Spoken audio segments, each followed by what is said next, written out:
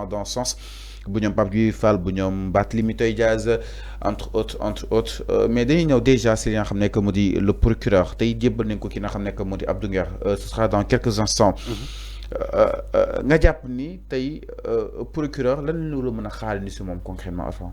Mais procureur il peut porter à charge comme à décharge ci moom il faut s'attendre aussi à ces deux choses là loolu kese la. Il faut s'attendre à ces deux choses. Que le procureur Ibrahima Ndoye, c'est ça non? Ibrahima Ndoye peut porter à charge sur le dossier Abdou Nguer ou bien à décharge sur ce dossier là. Deux yooyu ñaari fait yooyu moo am loolu kese la. Maintenant man ce que je ne suis pas d'accord est que ay politiciens jël Abdou Nguer di leen buboo ils enfoncent Abdou Nguer. yaa ngi dégg wax ji.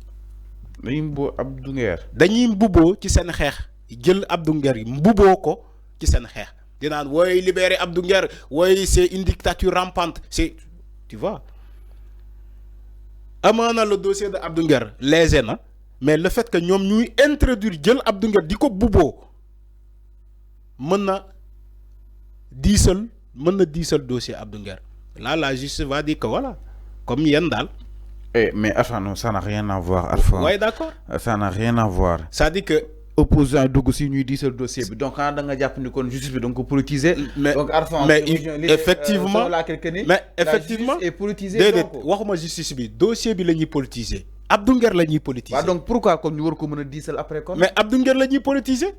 Pourquoi justice war ko mëna diisal. Mais l'affaire là n'est pas politique.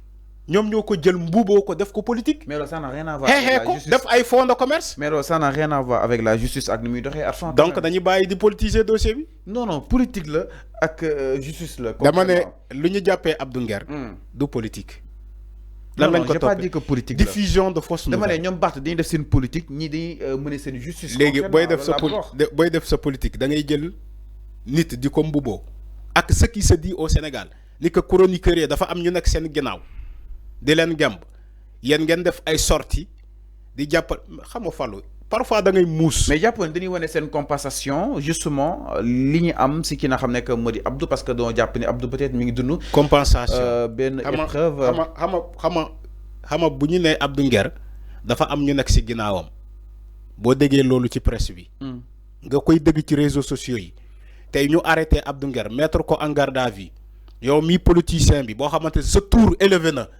ñu mel ni Barthélémy Dias ñu mel ni Pape Djibril Fall ñu mel ni ñeneen ak ñeneen pour jàppale Abdou Nguer il s'agit pas d'aller dans la presse et dire ouais nous exigeons la libération de Abdou Nguer boo ko mënee jàppale am nga beneen moyen bi nga koy jàppale renforcer ko son pool d'avocat yónnee ko xaalis gars yi utal ko ay avocat mais yow boo ko waxee ci presse bi da nga koy enfoncer da ngay jox raison ñi taxaw di naan Abdou Nguer dafa am ñu nekk ci ginnaawam da ngay jox raison ñooñu tu donnes raison ñooñu ñi taxaw di naan ñoom booy Abdou Nguer booy yooyu dafa am ñi nag si ay politiciens yi nekk ci opposition bi ñi leen di ngemb di leen jox xaalis tu donnes raison à ces personnes là c'est foofu laa koy waxee c'est de la politique si tu fais la politique autrement.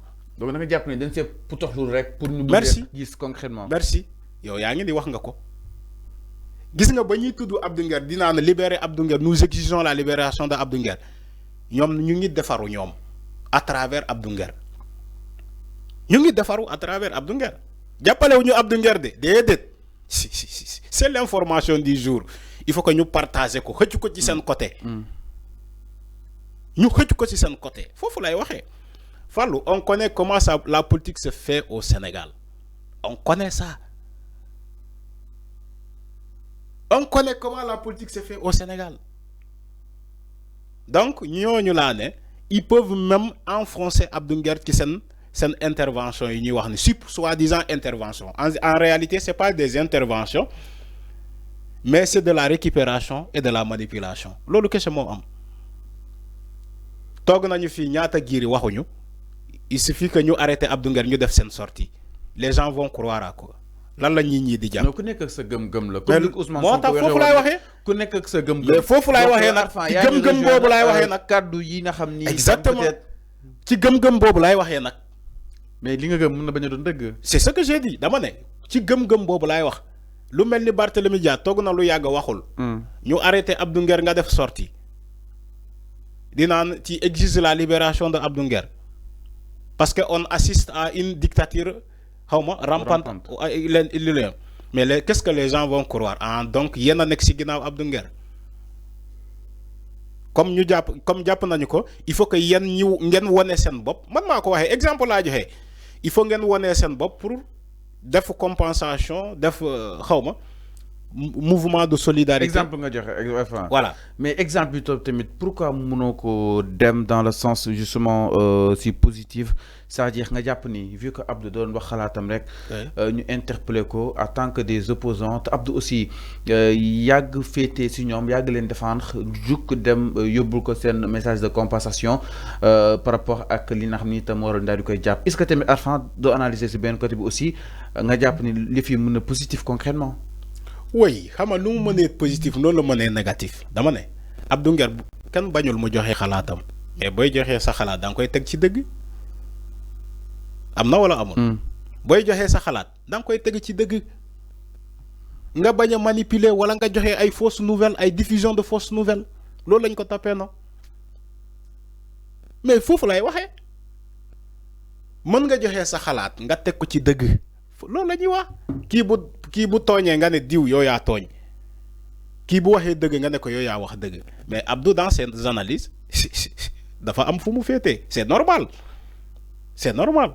mais aussi boo yëkkatee ay kaddu il faut en assumer il faut assumer la responsabilité de tes propos ni yow yaa ko wax foofu lay waxee que ça soit mu doon négatif que ça soit mu doon positif loolu moo am dama ne tey Abdou Nguer bu defulee dara nañ ko libérer mu ñibbi loolu la wax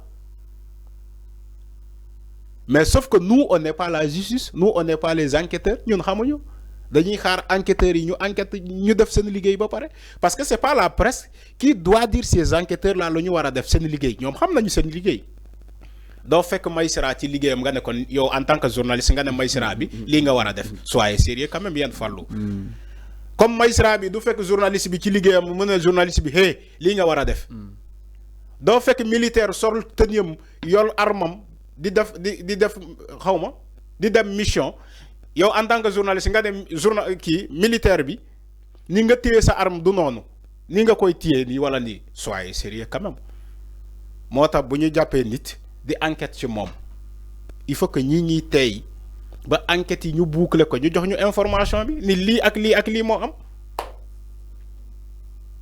moo tax ma ne la man du ma dugg ci débat boobu di danser plus vite que la musique. alors donc tey pour revenir ci procureur ñaari décision la mën a jël. benn mooy mandat de dépôt benn bi mooy libération. merci loolu kese la moo tax ma ne la il peut. donc tey mandat de dépôt dem kaso wala libération. moo tax ma ne la il peut porter à charge mooy. mandat de dépôt.